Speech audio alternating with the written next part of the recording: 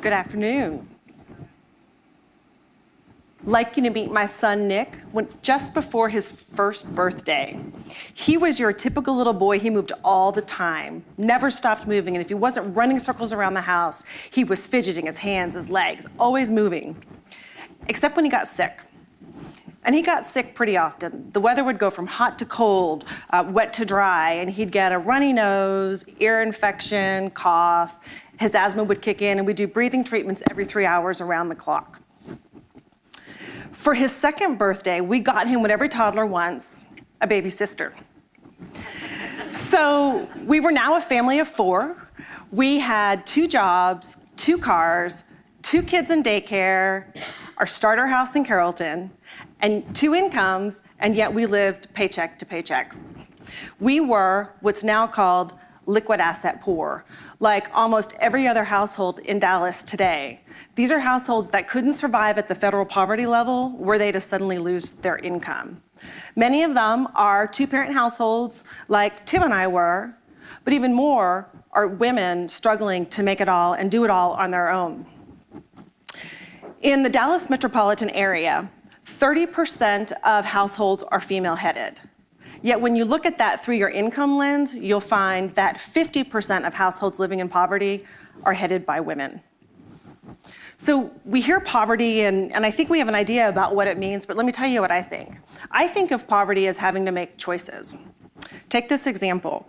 Your child, like Nick, gets sick. You take him to the doctor examines him, hands you the prescription, and now you have a choice.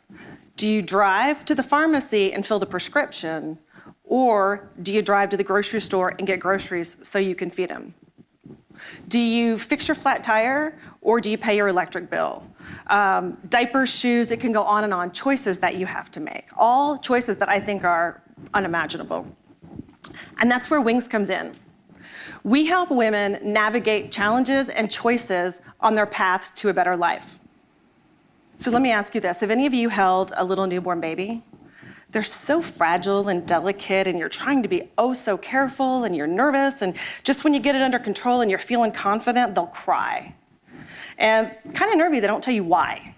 And you have to figure out why they're crying. You feel a little bit helpless, hopeless. Now imagine that feeling, and you're 14, and this little thing in your arms is yours. That's the story of Angelica. Pictured here 8 years ago, she was 14. Sebastian here was 6 months old. Luckily for Angelica, she found WiNGS Nurse Family Partnership Program. Here, we paired her with a nurse, and that nurse was with her from pregnancy until the baby was born, all the way through to the little one's second birthday. Through 64 home visits, she learned how to feed her healthy baby before it was even born. She learned how to, working with her nurse, monitor those important milestones like that first smile, like when the baby sits up, like those first words. She learned even how to start to prepare for and care for her baby well into the future. At the end of the 2 years, she was a confident mom who was ready to be there with her child with every new step that he takes. Her child was is now less likely, or more likely to be successful in school and less likely to face some of the things that we've heard about today, like incarceration. This is Angelica last week. She is 22. She's a nurse at a very big hospital downtown. And Sebastian, as you can see, is the best brother in the world to his new family. So every now and then we'll run across a mom in the Nurse Family Partnership Program who also has a vision of starting her own business. So she will join with other women in our enterprise program who also have that dream of owning their own business. They'll come together in small groups and they'll learn things like how to build that business plan, how to make a pitch like we're doing today, or how to, or building that support network around them. They'll be partnered with a business mentor, and that business mentor will walk alongside them offering tips around marketing or social media, whatever they need until they're ready to walk on their own. Whether it's baking or babysitting or transportation to trucking, women come to WiNGS with an idea and they leave with a plan. They also leave with the confidence that they need and the support group that they need to change the direction their life is headed and head towards a brighter future. Now, the important part about owning a business is also managing your personal finances. So as we were building this program, we said, let's build off of what we've been doing for the last 14 years around helping people become financially successful or financially secure. And so we implemented some of our best practices, one of which is coaching. Coaching is where we really see the results. So when you're working with your coach meets you where you are at your starting point and walks with you for as long as you need, helping you clear the path to where you want to go. It's your goals and it's your journey. She's just helping you figure out the steps that you need to take to get there. So let me introduce you to Makara. Makara was 31, she was living in subsidized housing. She wanted to be self-sufficient and she wanted a safe place for her kids to live. This was really important to her. She knew she could do it, but she just didn't know how. So she came to WiNGS. And her world changed. She took her first financial education class, and she went home that very night. She sat down on her living room floor, and she spread all her bank statements out in front of her, and she poured through them, and she had to figure out where her money was going. She knew she needed a plan.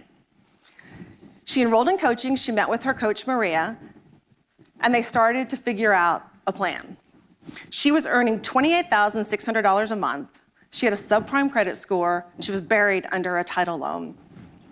She had a really long road ahead of her, but she was committed. It took her 2 years and 2 months to get to her financial freedom. During that time, her income or her credit score increased 98 points. She got out from under that title loan, and she developed the confidence that she needed to go to her job, ask for a raise, and get it. More importantly, she got the house she wanted. She made her mama very proud. And when asked what's next for her, she said, now my son wants a puppy. All new things to learn. There are thousands of women like Makara in Dallas County. We at WiNGS will reach 2,500 women this year. They come from all different parts of the community. They will range in age from the 14-year-old mom to the 70-year-old entrepreneur. Again, they're from all over Dallas. Different areas, but they have some things in common. They all have the dream for a better life than the one they lead today, and the drive to get there. They are strong, and they're courageous. They are all women who refuse to let their circumstances that they live in today define who they are, who they become, and where they go. They are WiNGS women, and we invite you to join us in our work to empower women, fight poverty, and impact generations. Thank you.